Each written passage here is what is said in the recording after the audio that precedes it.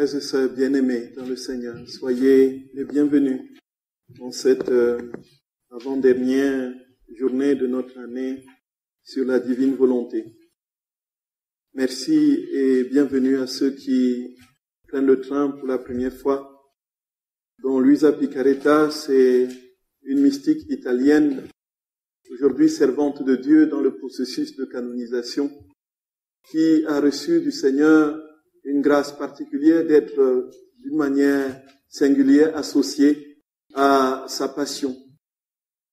Non seulement cela, parce qu'elle a vécu quelque chose de particulièrement similaire à ce que Marthe Robin a vécu, sauf que les stigmates n'étaient pas visibles. Elle a vécu, elle aussi, sans manger, sans boire pendant de très très longues années, 65 ans durant. Et à elle particulièrement, le Seigneur a laissé une somme d'enseignements importants. Des enseignements d'une profondeur et d'une force qui ne peuvent être que de Dieu, parce que cela a été reconnu par la Congrégation pour la doctrine de la foi, par le cardinal Ratzinger à l'époque, en 1994. Des enseignements sur la vie dans la divine volonté, où Jésus, au fil des tomes, nous dit comment vivre dans cette plénitude de la vie qui était celle d'Adam avant la chute originelle, où il nous invite à comprendre que cette vie d'Adam est possible déjà dès maintenant. Ce qui, frères et sœurs bien-aimés, pour nous paraît tout simplement inimaginable de savoir que nous sommes aujourd'hui capables de vivre dans la plénitude de la présence de Dieu, partageant en tout point de vue ses prérogatives, son immense amour, sa sainteté, sa bonté, sa puissance, sa joie infinie dans la petite créature que nous sommes. C'est tout simplement renversant, c'est tout simplement déroutant. Pourtant, cela est vrai. Mais nous nous rendons compte au fur et à mesure de notre progression qu'il y a des freins réels liés à notre finitude, notre péché, notre fragilité. Cette nature humaine qui est en quelque sorte marquée par le sceau du péché originel et qui est incapable de vivre pleinement de cette vie divine. Et Jésus nous dit que ce don, cette vie divine qu'il nous fait, n'est plus le fruit de nos efforts. Puisque nous sommes dans une continuelle recherche de perfection que nous n'arrivons pas à réaliser, du fait de cette nature pécamineuse et pécheresse, Jésus nous dit qu'il nous fait le don. Donc ce don, c'est un cadeau. C'est un cadeau qu'il nous fait de sa vie divine. Une vie de plénitude en lui, qui fait que nous sommes en tout semblables à lui, parce que c'est lui qui fait tout en nous, c'est lui qui vit en nous, comme saint Paul le dit dans l'Épître aux Galates au chapitre 2 du verset 20, ce n'est plus moi qui vis, c'est le Christ qui vit en moi. Ce mystère est grand, frères et sœurs bien-aimés. Et pour nous qui sommes encore en chemin et qui cherchons cette plénitude de vie, ce n'est pas possible de ne pas commencer à y penser. Et c'est pourquoi, dans la mesure du possible, nous essayons de proche en proche, de petites touches en petites touches, de petits efforts en petits efforts, de garder dans le temps de notre vie quotidienne un moment où nous sommes vraiment pleinement investis de cette présence de Dieu, où celui qui vit en nous de part en part. Ceci, frères et sœurs bien-aimés, c'est possible. Simplement parce que l'amour de Dieu pour nous a été tel que personne ni rien ne peut nous donner, même dans l'éternité, nous ne serons pas à mesure d'introduire dans les profondeurs de notre âme, maintenant libérée de la cédule du corps, cette vérité de l'amour infini de Dieu. Dieu est amour comme personne ne peut le décrire, comme personne ne peut le comprendre et l'imaginer, comme personne ne peut le vivre, le contenir dans la nature pécheresse qui est la nôtre aujourd'hui. Dieu est infiniment amour et son amour pour nos frères et sœurs bien-aimés, nous allons le voir, se traduit dans tous les moindres petites réalités de la création, dans les moindres petites réalités du quotidien, dans les moindres petites rencontres. Dieu nous enseigne de part en part de cet amour infini qui est lui-même, puisqu'il s'appelle Dieu. Saint Jean nous le dit, Dieu est amour. Frères et sœurs bien-aimés, quand Dieu nous aime autant, rien n'est plus logique que de lui retourner cet amour. Et nous avons jusqu'ici, ça c'est un rappel pour ceux qui viennent pour la première fois, nous avons jusqu'ici parlé justement de la vie de Luisa Picaretta, de comment est-ce qu'elle a reçu ce don, cette grâce, et comment est-ce qu'elle a vécu dans l'Église, encore une fois.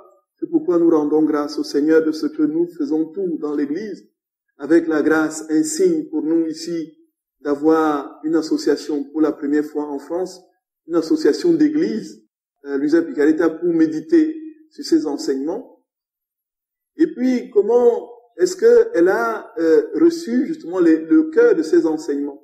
En quoi est-ce que cela consiste? Les actes préalables, les actes actuels. Comment les caractéristiques de la vie dans la divine volonté? Comment est-ce que nous sommes les fruits de cette vie dans la divine volonté? Qu'est-ce qui se passe en nous quand nous vivons dans cette vie dans la divine volonté? Nous l'avons dit, de toutes les façons, nous y reviendrons très souvent puisque nous avons 36 tomes à méditer. Et puis, et là, nous avons commencé les fiat, les différents fiat. Les fiat, c'est justement ce décret divin qui propulse la réalité qu'il veut émettre. La création, la rédemption et la sanctification. Nous avons vu jusqu'ici le fiat de la création et nous avons parlé de la création des êtres inanimés jusqu'à la création de l'homme, le statut de l'homme dans la vie, dans la divine volonté de Adam, le premier père, ce qu'il était avant sa chute, comment est-ce qu'il était par rapport à Dieu, comment est-ce qu'il était par rapport à la création, aux autres éléments créés, comment il partageait en tout la sainteté de Dieu, comment il était en tout imprégné de la gloire divine, comment est-ce qu'il était en tout traversé par la lumière divine, il était la réverbération de la lumière du Créateur, comment est-ce qu'il était en tout, en fait, là où Dieu était. Partageant sa puissance, la chute étant advenue, il va devenir justement pauvre, pâle, misérable, et ce sera notre condition aujourd'hui. Et insérer dans notre condition humaine naturellement la fragilité et la finitude, les maladies, les souffrances, les épreuves, ce que nous n'aurions pas pu avoir et vivre si Adam n'avait pas posé l'acte de désobéissance qu'il a fait sortir de la divine volonté. Et maintenant, le Seigneur nous dit qu'il y a un retour possible à cet état initial, primordial. Ce retour se fait justement par ce don de la divine volonté, qui nous pousse, qui nous propulse au fur et à mesure que notre cœur s'ouvre à la vérité de la présence de Dieu, à cette vie de plénitude, d'amour, de sainteté, de douceur, de bonté, d'humilité, de lumière, de profondeur, les abysses de l'infini amour du Seigneur. Et puis, après, nous avons parlé donc de comment est-ce que ce retour va s'opérer, et ensuite nous avons parlé des rondes la dernière fois. Les rondes, c'est une manière de prier que Jésus a enseigné à Luisa Picaretta, et nous avons essayé d'expliquer la dernière fois, et que nous allons reprendre de manière plus méthodique cette fois-ci, que nous comprenions la différence entre une simple louange et les rondes de la création. Les rondes, en fait, c'est la tournée où l'être, l'âme se libère d'elle-même et parcourt l'univers, donne à Dieu la gloire qui lui revient, que les créatures lui doivent, l'amour, l'adoration, et en ce faisant, propulse l'univers entier dans une louange perpétuelle et infinie, et naturellement en associant les générations d'hommes de tous les temps et de tous les lieux, jusqu'à la consommation des siècles. Oh, c'est puissant! C'est puissant, frères et sœurs bien-aimés. C'est puissant. Elle dit que nous ne pouvons pas l'imaginer. Alors nous allons aller par étapes. Par étapes. Et c'est ce que nous essaierons de faire aujourd'hui, de manière très, très graduelle. Merci d'être attentif. Parce que on ira par étapes. D'abord, les rondes, la nécessité des rondes, c'est quoi? C'est que ça vient de ce que nous sommes infiniment aimés par Dieu. Dieu nous aime d'un amour infini. D'un amour infini. Le mot est pâle, le mot est faible pour dire l'amour de Dieu. Nous sommes enserrés, nous sommes portés de part en part par le simple systole, distole du cœur dit l'amour de Dieu. La respiration, l'inspiration, l'expiration dit l'amour de Dieu. Le regard que nous posons dit l'amour. Tout ce que nous avons dans la nature, dans les éléments créés, dans les personnes autour de nous, nous dit quelque chose d'amour de Dieu. Frères et sœurs, c'est le premier point. C'est-à-dire l'infini amour de Dieu pour ses créatures. Voici ce que Jésus dit à Luisa Picaretta au 1er août 1923. Il dit, ma fille première-née de ma volonté suprême, je veux que tu saches que toute notre création porte mon je vous aime. À nos créatures sur les ailes de notre éternelle volonté, et la créature sur ces mêmes ailes de ma volonté, en les faisant siennes, devrait me rendre ces je vous aime en échange. Regarde le ciel azuré. Il n'est pas un point du firmament qui ne contienne un je vous aime adressé à la créature. Chaque étoile, avec le scintillement qui forme sa couronne, est sertie de mais je vous aime. Chaque rayon de soleil qui s'étend sur la terre et lui apporte la lumière, chaque goutte de lumière transporte un je vous aime. Et c'est puissant. C'est fou, frères et sœurs bien-aimés. Chaque fois que nous avons un petit photon de lumière, la petite fente de lumière qui, le matin d'été, à 5h30, traverse la petite fissure de notre fenêtre, c'est Jésus déjà qui nous dit « je t'aime ». Voyez un peu ça. C'est Dieu qui nous dit « je t'aime », mon enfant. Voyez. Oh, mon Dieu d'amour. Mon Dieu d'amour. Si nous pouvions avoir cette conscience perpétuelle de la présence de l'amour de Dieu, frères et sœurs, nos vies seraient transfigurées. Nos vies seraient transfigurées. Et il dit, et comme la lumière envahit la terre, et que l'homme peut la voir venir d'en haut, mais je vous aime pénètre ses yeux et sa bouche, recouvre ses mains et s'étende sous ses pieds. La mer murmure des « je vous aime, je vous aime, je vous aime ». Donc chaque fois que nous allons au bord de la mer, frères et sœurs bien-aimés, la première chose qui nous, en été, la première chose qui nous saisit, c'est ouh, la mer, on va bien se baigner, on sera bien dans la peau, on sera bien, voilà, et ainsi de suite. Ça c'est la première chose qui nous hante l'esprit quand nous allons au bord de la mer. On aura, n'est-ce pas, le soleil, on sera bien, on va bronzer.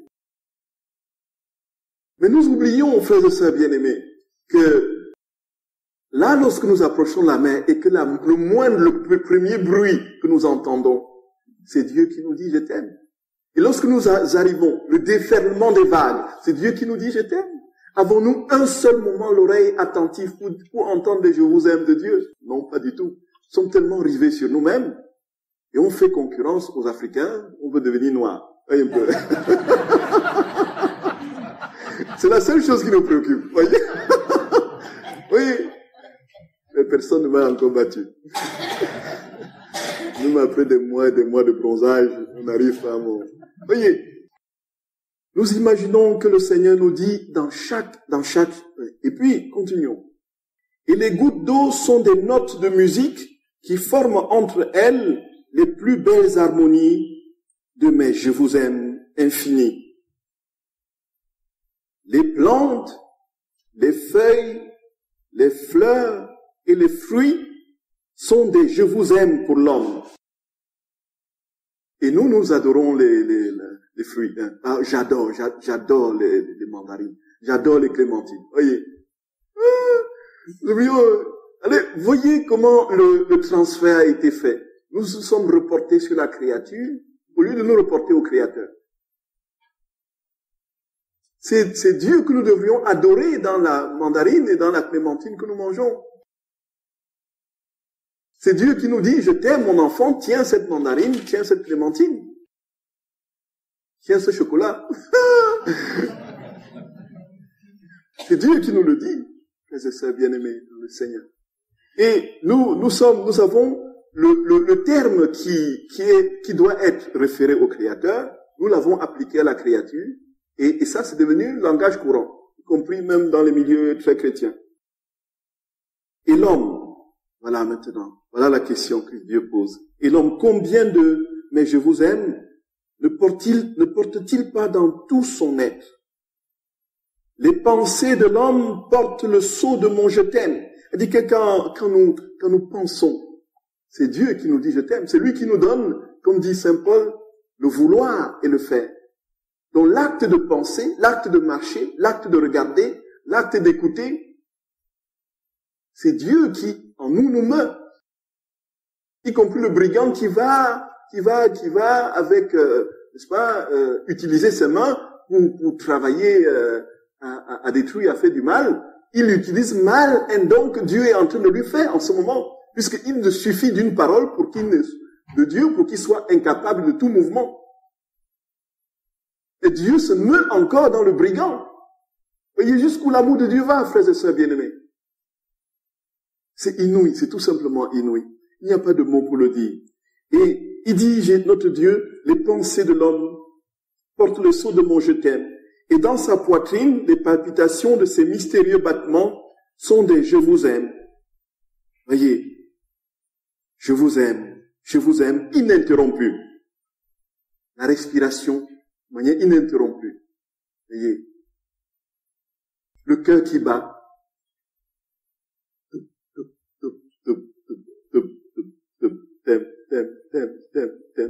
Voilà ce que Dieu nous dit. Et même si nous faisons des apnées de sommeil, le temps de la respiration que nous n'avons pas, Dieu est encore en train de nous dire, je t'aime.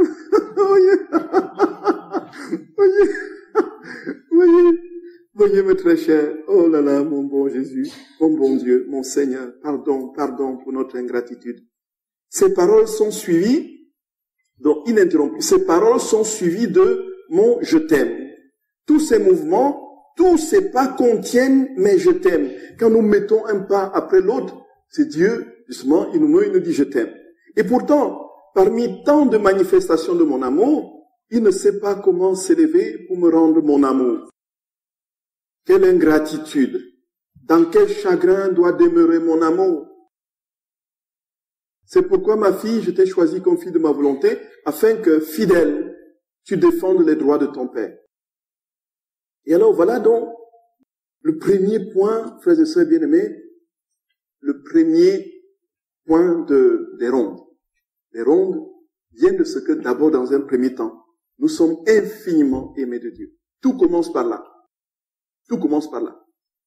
Et alors, il faut, du fait de cet infini amour, on ne peut pas imaginer une relation qui soit unilatérale avec une seule personne qui manifeste des signes, des gestes, des paroles d'amour à l'infini, sans que l'autre ne fasse rien. Vous imaginez, on a eu l'occasion de le dire. C'est ce qu'on est en train de dire, on l'a déjà dit, voyez, mais il faut que l'on se le fixe dans le cœur et dans l'esprit. On ne peut pas être amoureux de manière unilatérale. Un couple ne peut pas se former sur la base d'un amour unilatéral. Ce n'est pas possible. Il y a toujours cet échange, cette réciprocité d'amour qui est nécessaire pour que, n'est-ce pas, l'amour se stabilise, pour que le couple se stabilise. Et du fait de cet infini amour, en principe, on devrait retourner à Dieu un amour semblable, similaire. Mais regardons dans quel état nous sommes. Et la possibilité que nous avons de rendre à Dieu un amour comme celui-là, c'est tout simplement inimaginable, impensable, impossible. D'abord, avant de revenir à ça, ce devoir de... Voyons, Jésus dit, mon amour, du fait de cette inflation incontrôlée et puissante de mon je t'aime, j'attends de la créature un retour de son je t'aime, un petit je t'aime. Et voici donc ce qu'il dit. Toujours, il dit, mon amour veut absolument un échange d'amour avec la créature. Tu trouveras donc dans ma volonté tous mes je vous aime, afin d'y imprimer tes je vous aime, pour toi-même et pour tous les autres. Je vais y revenir. Je vais y revenir tout à l'heure. Frères et sœurs bien-aimés, voici dans le premier pas dans des rondes, l'amour infini de Dieu. Alors, il y a donc le devoir de retour d'amour de Dieu. C'est au volume 18, 9 août 1925. Puisque nous sommes tellement aimés de Dieu et que son amour se manifeste de manière si intense et si puissante, il n'est pas possible non seulement de comprendre que la créature ne lui retourne pas cet amour, mais qu'ils ne doivent pas lui retourner cet amour. Donc le retour de cet amour est un devoir. C'est le droit de Dieu de recevoir en retour son amour. Et il dit même que si cet amour ne lui est pas retourné, c'est comme si la créature avait volé, était dans une position de larcin et de vol des bienfaits de Dieu. Donc la louange, l'adoration, l'amour et l'action de grâce constituent le devoir. Le devoir, c'est la première prière. C'est pourquoi la première prière, frères et sœurs bien-aimés, est eucharistique. C'est l'action de grâce par excellence. C'est l'offrande que le Fils fait à son Père de toute la création, le retour de l'amour, de l'adoration, de l'action de grâce et de la louange que nous sommes appelés à faire. Et il dit, c'est donc quelque chose non seulement d'important, mais d'indispensable, de nécessaire. Les enfants diront, c'est une obligation. Oui, c'est une obligation, c'est un devoir. Il dit, la création est venue par amour pour les hommes. En effet, dit Jésus, notre amour était si grand que s'il avait fallu, nous aurions créé autant de cieux, de soleil, d'étoiles, de mers, de plantes et tout le reste que de créatures à venir en ce monde, afin que chacune d'elles puisse avoir pour elle seule une création, un univers. De fait, quand tout fut créé, Adam était seul spectateur de toute la création. Et il pouvait jouir de tous les bienfaits qu'il désirait. Si nous n'avons pas fait cela, c'est que l'homme aurait pu lui-même jouir de tout, comme si tout lui appartenait, sans que les autres puissent également y participer. En réalité, qui ne peut dire « le soleil est à moi » et jouir de la lumière du soleil autant qu'il le désire, ou « l'eau est à moi », satisfait sa soif et s'en servir selon ses besoins, ou « la terre, le feu, l'air sont à moi » et ainsi pour combien d'autres choses créées par moi. Si certaines choses semblent manquer à l'homme, ou si sa vie est dure, c'est à cause du péché qui, empêchant l'accès à mes bienfaits, ne permet pas aux choses que j'ai créées d'être généreuses envers les créatures ingrates. Bon, Dieu dit, en fait, toute la création, il nous l'a donnée en partage. Nous sommes dépositaires de la création. Au fond, si nous n'entrons pas dans cette vérité, si nous ne possédons pas tous les bienfaits de la création, c'est bien à cause du péché, on le dit, et parce que tout lui a été donné, tout lui dit l'amour que Dieu a pour lui, et il n'est pas possible qu'il ne lui rende pas en retour. Et il continue, il dit, c'est pourquoi, étant donné cette situation, Dieu, dans toutes les choses créées, a lié son amour envers chaque créature. Et il est du devoir de la créature d'échanger, donc écoutons, du devoir de la créature d'échanger avec Dieu en offrant son amour limité, sa gratitude, ses merci envers celui qui a tant fait pour elle. Le refus de retourner à Dieu son amour pour tout ce qu'il a accompli dans la création de l'homme constitue le premier vol. Voler, voler, pas s'envoler comme l'oiseau. Donc le premier vol de la créature. Et la créature usurpe ainsi les bienfaits de Dieu, sans même reconnaître d'où ils viennent et qu'il a aimé à ce point. Voyez, frères et sœurs bien-aimés, ça c'est puissant. C'est puissant, frères et sœurs. Jésus nous dit que, en fait, nous sommes inscrits dans une logique d'amour. Et Dieu nous a aimés infiniment. Nous ne pouvons pas être des pâles et des passifs réceptacles de cet amour. Il faut lui retourner cet amour en tout. Et nous avons dit la dernière fois pour le ciel, quand on est au ciel, on ne croise pas les bras, et puis on se voit apporter tous les mets qu'on aime et tous les... Voyez, ce n'est pas cela. Le ciel, c'est le don continuel, perpétuel. Il y a plus de bonheur à donner qu'à recevoir, disait notre Seigneur, tel que repris, Actes au chapitre 20, verset 35. Il y a plus de bonheur à donner qu'à recevoir.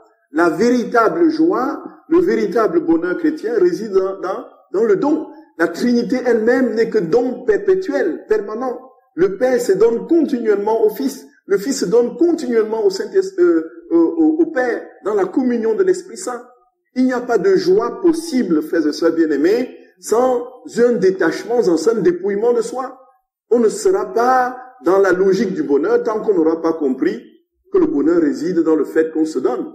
Et parce qu'on se donne, on reçoit en retour. Si tout le monde était dans cette logique, tout le monde recevrait en retour. Et une surabondance, si tout le monde pensait en premier à l'autre, on serait dans une continuelle, chacun serait comblé. C'est pourquoi il n'y a pas de plus grand amour que de donner sa vie, dit Jésus, pour ceux qu'on aime.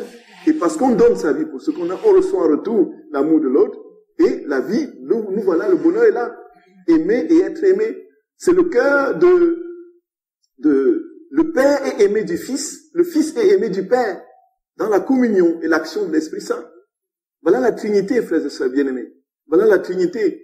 Et on ne peut pas penser qu'avec une telle profusion d'amour, nous soyons des simples réceptacles passifs de l'amour de Dieu, que nous emmagasinons, égoïsme, tout centré sur nous, ainsi de suite. Et puis on voit très souvent que il y a une psychothérapie moderne qui voudrait que l'on centre tout sur soi. Bon, il y a des éléments, bien sûr, à mettre en lumière et en valeur. Il est vrai que il faudrait travailler, effectivement, avoir quelque chose de plus, une hygiène de vie qui nous laisse le temps de penser à Dieu, n'est-ce pas, de vivre pleinement ce que nous portons comme aspiration profonde dans notre cœur. Mais on ne peut pas penser un bonheur qui soit totalement centré sur soi. Comme disent certains psy, pense à toi du matin au soir, pense à toi, ne fais tout pour que ce soit toi qui sois heureux. Va vers les autres tirer ce qu'il te faut pour être heureux. Voyez un peu.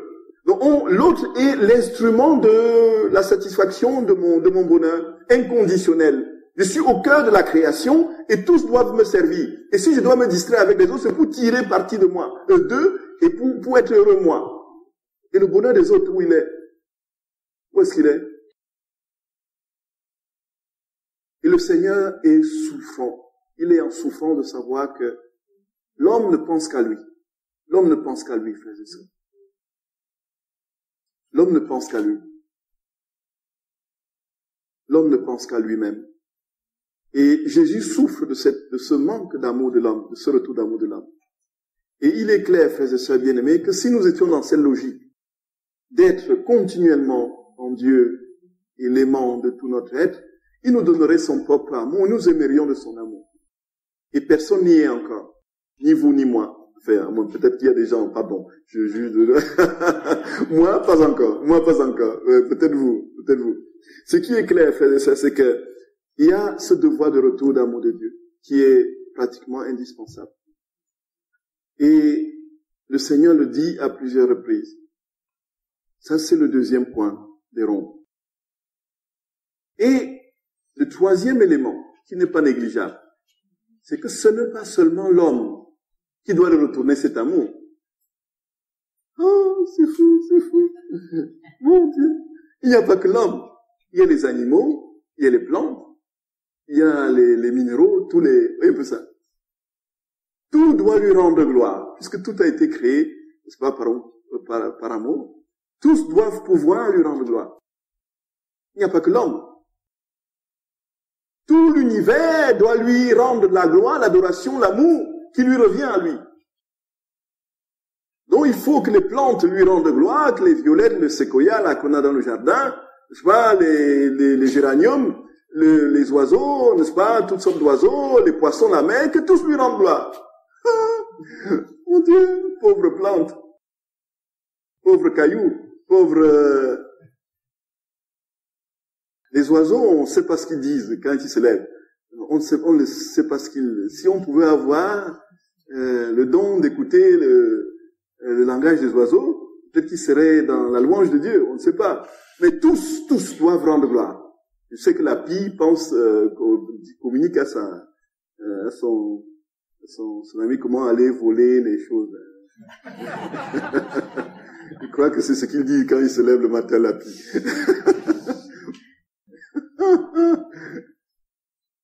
Et comment est-ce que les créatures peuvent lui rendre gloire? Ce n'est pas possible, normalement, puisqu'ils n'ont pas de parole. Ils n'ont pas de parole.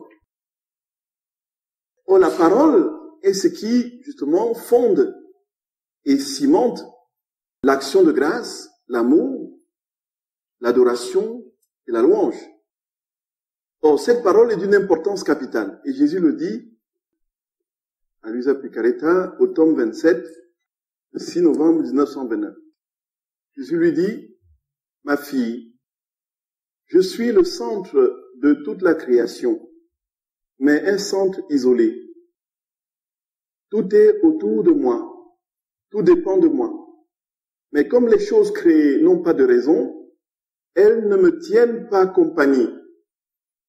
Elles me rendent gloire, elles m'honorent, mais elles ne brisent pas ma solitude. » C'est-à-dire que tous les êtres, tous les éléments créés rendent gloire à Dieu. Mais ne brisent pas la solitude de Dieu parce qu'elles ne peuvent pas parler. Les cieux ne parlent pas. Le soleil est muet. La mer fait du tumulte avec ses vagues. Murmure tacitement. Mais elle ne parle pas. C'est la parole qui brise la solitude. Deux êtres qui par des mots échangent leurs pensées, leurs affections et ce qu'ils veulent faire, voilà la plus belle joie, la plus pure fête, la compagnie la plus douce. Leurs secrets manifestés par des mots forment la plus chère harmonie. Et nous disions la dernière fois qu'à moins que ce soit un langage de silence, soit un langage d'amour, ou deux êtres qui prétendent s'aimer, si ils sont continuellement en silence et ne disent rien, sans que ce ne soit la plénitude de l'amour dans le regard silencieux d'un je t'aime que seul le cœur dit, on ne peut pas parier sur la survie de ce couple. On ne peut pas parier sur la survie de ce couple. C'est la parole et ce qui, et là, les couples le savent, la communication dans le couple est fondamentale. Se dit les choses qui vont, se dit les choses qui ne vont pas, se dit des je t'aime pour consolider justement le lien. Et si ces deux êtres se fondent dans leurs sentiments, dans leurs affections, et que l'un voit sa volonté dans l'autre, c'est la chose la plus agréable qui soit, parce que l'un voit sa vie dans l'autre. C'est un grand don que la parole. Elle est une effusion de l'âme, un épanchement de l'amour. Elle est la porte de la communication, l'échange des joies et des peines. La parole est le couronnement des œuvres. En fait, qui a formé l'œuvre de la création. La parole de notre fiat, effectivement, on l'a dit. C'est la parole de Dieu qui a généré la création. Que la lumière soit et la lumière fut. Fiat lux et facta ex lux. Que la lumière soit et la lumière fut. Quand Dieu a prononcé la parole, tout est advenu à l'existence. Quand il parla, les prodiges de nos œuvres surgirent, les unes plus belles que les autres. La parole forma la plus belle couronne pour l'œuvre de la rédemption. Oh, si je n'avais pas parlé, l'évangile n'existerait pas et l'Église n'aurait rien à enseigner au peuple. Et l'important, la puissance du verbe, de la parole. La parole aujourd'hui est tellement galvaudée qu'on ne sait plus justement ce qu'elle signifie. Elle est la puissance créatrice. Et Jésus s'appelle lui-même la parole, le verbe.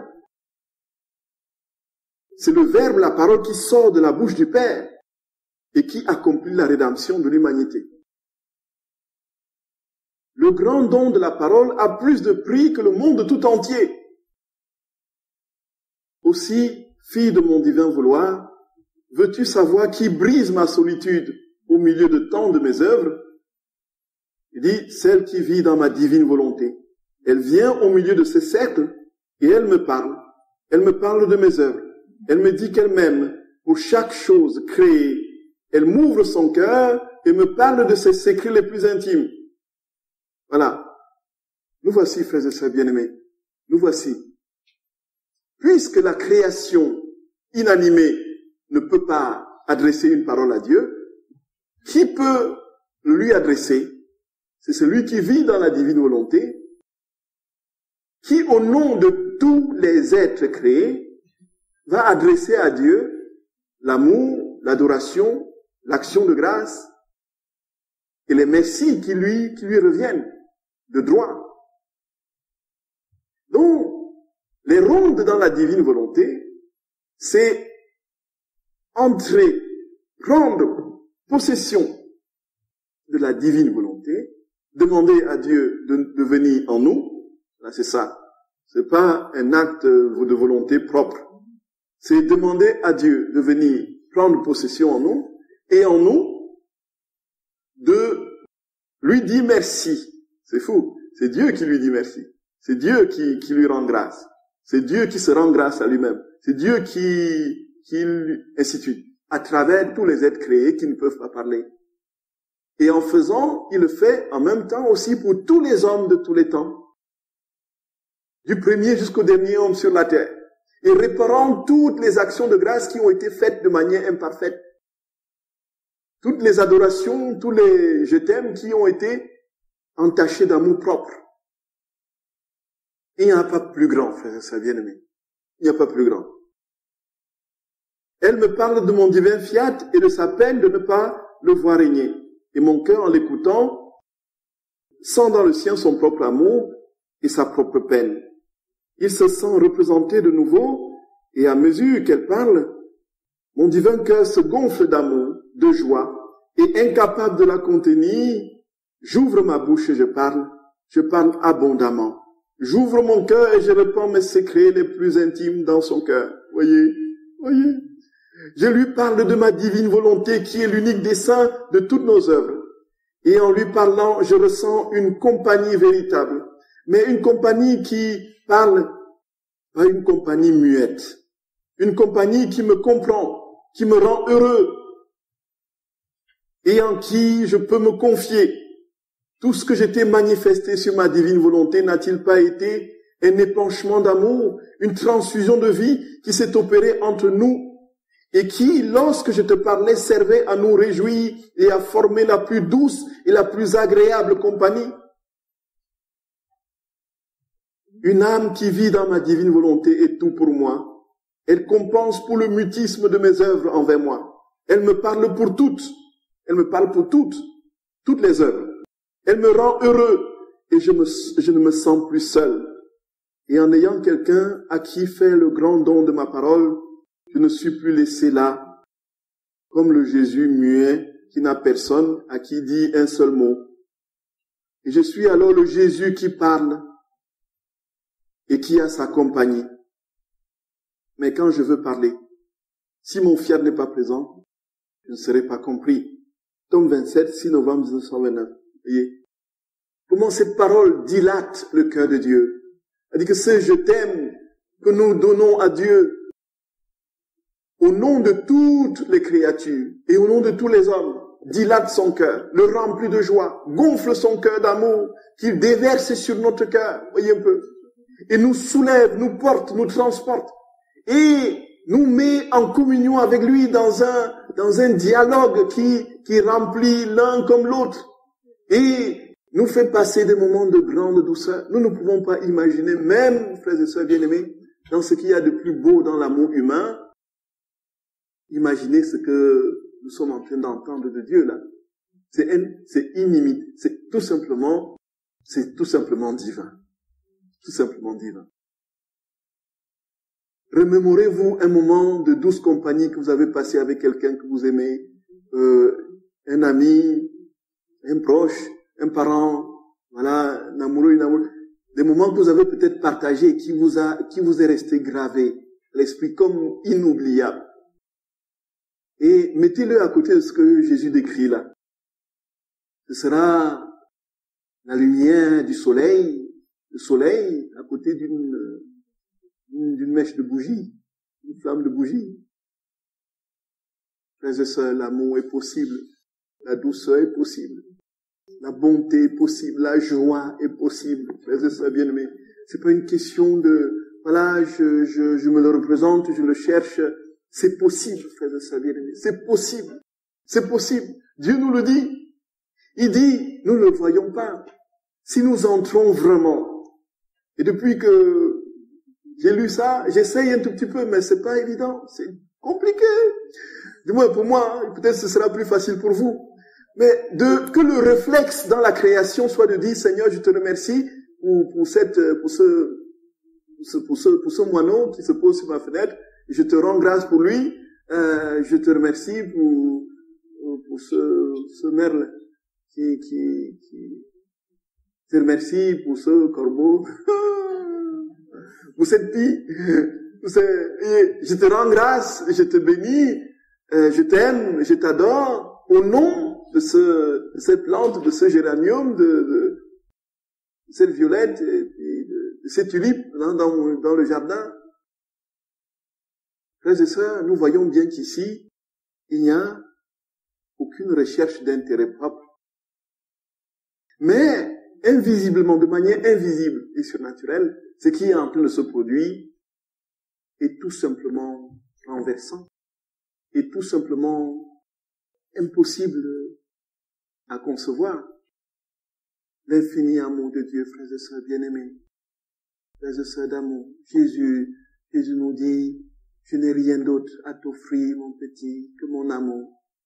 L'explosion de mon amour, et plus tu me donneras des retours d'amour, plus mon cœur sera un artifice d'amour, un feu d'artifice, enfin, non, pas le feu d'artifice, c'est pas le bon mot, parce que le feu d'artifice, c'est vraiment ça fait fiamme, et puis on ne le voit plus. C'est une bombe d'amour qui a un retentissement éternel dans ton cœur et dans ton âme.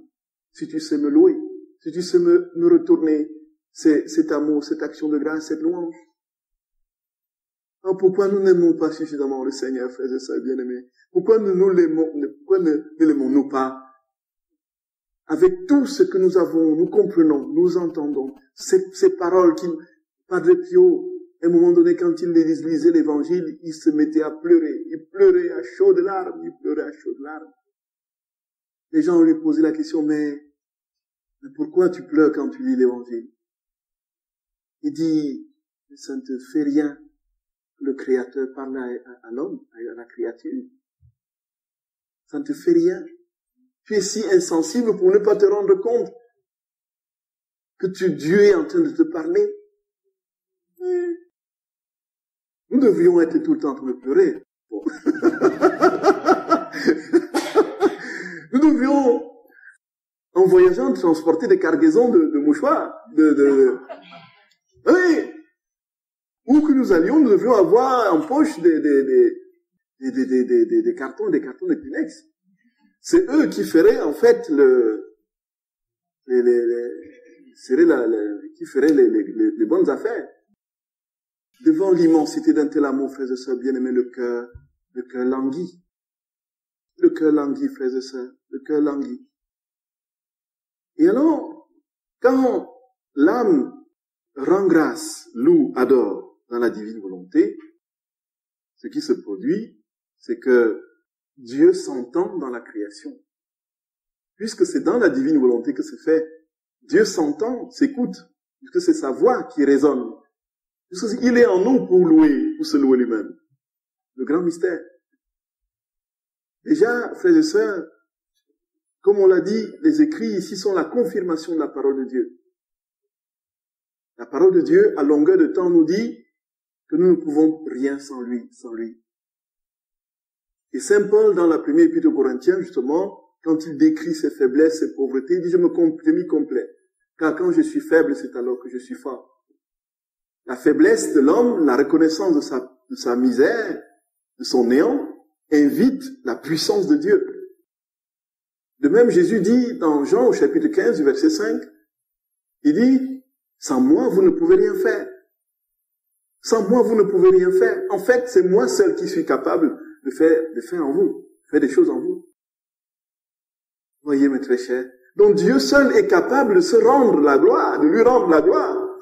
Moi, Elodie m'a invité à une soirée là, des jeunes c'était un groupe de jeunes, un groupe de feu, Marie Notre-Dame de la Lumière. C'est un groupe de jeunes charismatiques qui en Normandie, incroyablement versés dans la louange, dans l'action de grâce et justement à la clé, frères et sœurs bien-aimés, parce ce sont des jeunes professionnels pour la plupart, Ils sont tout donnés à Dieu, tout donnés à Dieu, tout donnés à Dieu. Ils sont constitués en communauté d'église, et puis ils vivent quelque chose de particulièrement intense. Je crois qu'ils ont énormément appris des dérapages des autres communautés antérieures, et ils ont tout structuré en fonction de l'unique gloire de Dieu. La première chose, et frères et sœurs, vous vous dites comment l'Esprit Saint agit. Je ne sais pas si la responsable de la communauté connaissait la divine volonté, mais au début de la soirée, justement, elle a dit, je n'ai rien préparé, je n'ai rien à vous dire, parce que je n'ai rien préparé. Mais je sais que Dieu parlera, parce qu'il parlera, la feuille est vierge, il écrira là-dessus. Parce que seul le divin peut parler du divin. Voyez, elle a dit ça comme ça. Nous sommes là-dedans. Nous sommes là-dedans. Et après, ils ont lancé la louange, ils ont adoré, voilà, les paroles de connaissance, et puis les gens ont été guéris. Après, j'ai eu des témoins, il y a même certains de mes paroissiens qui étaient guéris. Voyez? Seul le divin peut mieux parler au divin. Qu'est-ce que notre langage humain? Et donc, dans le principe des rondes, c'est le divin en nous, par la divine volonté, qui s'adresse à Dieu, qui s'adresse à lui-même. Mais il passe à travers l'homme qui a la parole, et l'homme, par sa parole, applique cette parole d'action de grâce, d'amour, d'adoration sur tous les êtres créés qui lui reviennent dans un concert universel de louange, d'amour et d'adoration. Et donc, si nous faisons une ronde dans la divine volonté, si nos yeux spirituels s'ouvrent pour voir ce qui se passe en ce moment, nous verrions que l'univers entier élève des louanges à Dieu. De l'être le plus inanimé, minéral, jusqu'à l'homme raisonnable, en passant naturellement par, n'est-ce pas, les plantes, et puis les oiseaux, les animaux de toutes les espèces, dans les airs comme dans les mers. Et nous verrions les galaxies entières en train de scintiller de louanges à Dieu. Et nous verrions le soleil danser de louanges. Voyez? Et nous verrions, frères et sœurs bien-aimés, c'est ce qui est le plus surprenant, nous verrions des gens qui ne croient pas en Dieu, qui viennent de nous rabrouer là, parce que nous leur avons parlé de trucs, en train de louer. Parce qu'on est dans l'acte unique de Dieu.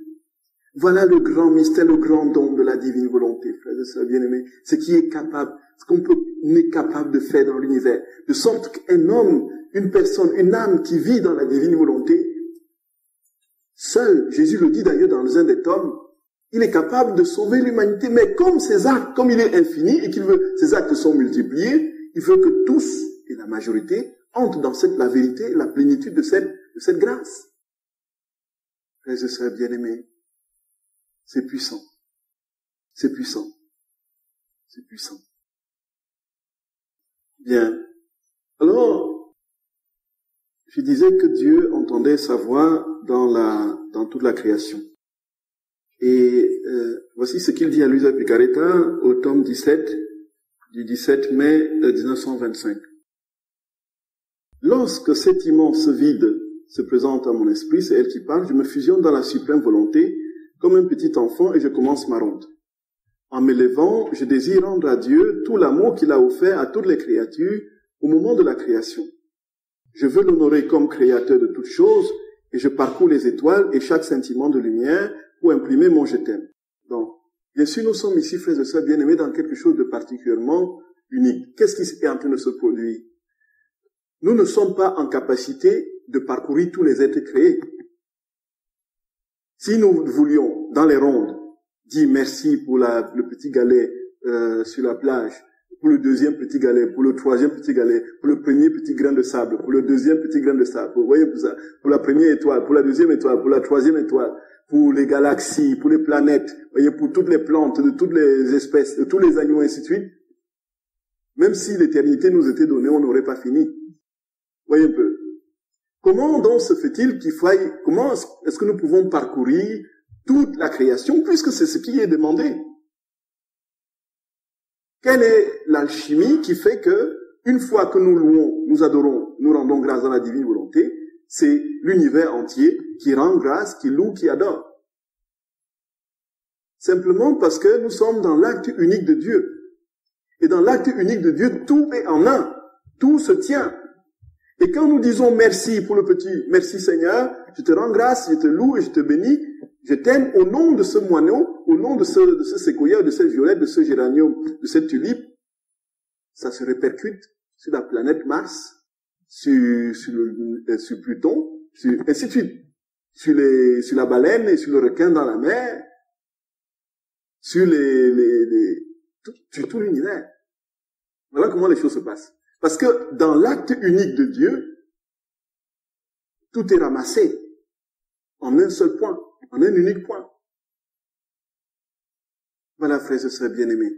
Et ce faisant, je n'ai pas besoin de me torpiller l'esprit pour faire le tour de tout ce qui existe. J'ai besoin simplement d'avoir le réflexe, chaque fois, de louer, de remercier et de rendre grâce au Seigneur dans sa divine volonté, au nom de tout, de ce que je vois.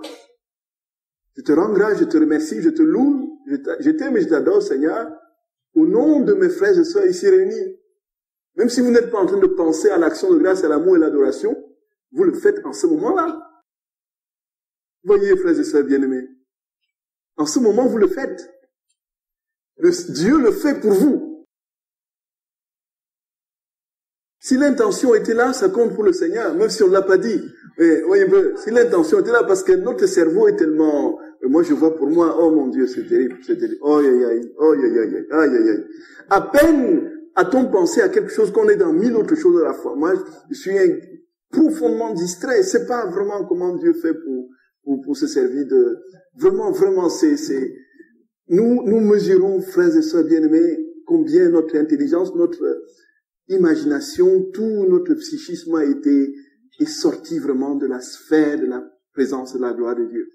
Combien nous devons fournir d'efforts titanesques pour essayer de nous concentrer sur une longue durée, sur une réalité. Voyez un peu.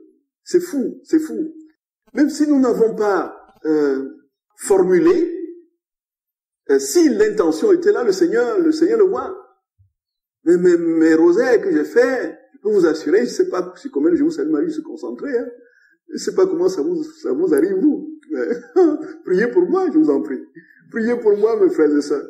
Je vous salue Marie, je vous salue Marie, je vous salue Marie. C'est parfois la dernière graine que je dis, ah, la Vierge, voyez. La tête a fait le tour, j'ai fait le tour du monde. J'ai analysé toutes les situations aussi. J'ai trouvé des solutions, heureusement, encore il faut trouver des solutions. Mais qu'est-ce qui se passe en ce moment? Dieu n'a-t-il pas entendu mon « Mais je vous salue Marie » ? Certes, il les a entendus, il les a reçus. Parce que l'intention n'était pas de me distraire, c'était de prier. Il voit la faiblesse de notre condition humaine. Voyez mes très chers, voyez mes très chers. C'est cela. Et quand nous le faisons, effectivement, nous pouvons le faire pour nous, pour les personnes qui sont récalcitrantes, qui ne croient pas, qui nous font du mal, et ainsi de suite. Je te loue, je te bénis, je te rends grâce, je t'adore, au nom de tel, même s'il est le plus méchant du monde. Et aux yeux de Dieu, cette personne, même si elle n'est pas en train de le formuler, elle ne se rend pas compte de ce qui se passe. Dieu, en elle, est en train de travailler pour lui rendre cette gloire un jour qui va éclater. Et cette personne ne sera jamais perdue, frères et sœurs bien-aimés. Oh là là. Elle me dit que la vie dans la divine volonté, vous sauvez l'humanité avec lui. C'est inouï, frères et sœurs. C'est inouï. Ça n'a pas de nom. Ça n'a pas de nom. Ça n'a pas de nom. Je vous salue Marie, pleine de grâce. Le Seigneur est avec vous. Vous êtes bénie entre toutes les femmes. Et Jésus, le fruit de vos entrailles, est béni. Sainte Marie, Mère de Dieu, priez pour nous pauvres pécheurs, maintenant et à l'heure de notre mort. Au nom du Père et du Fils et du Saint-Esprit. Amen.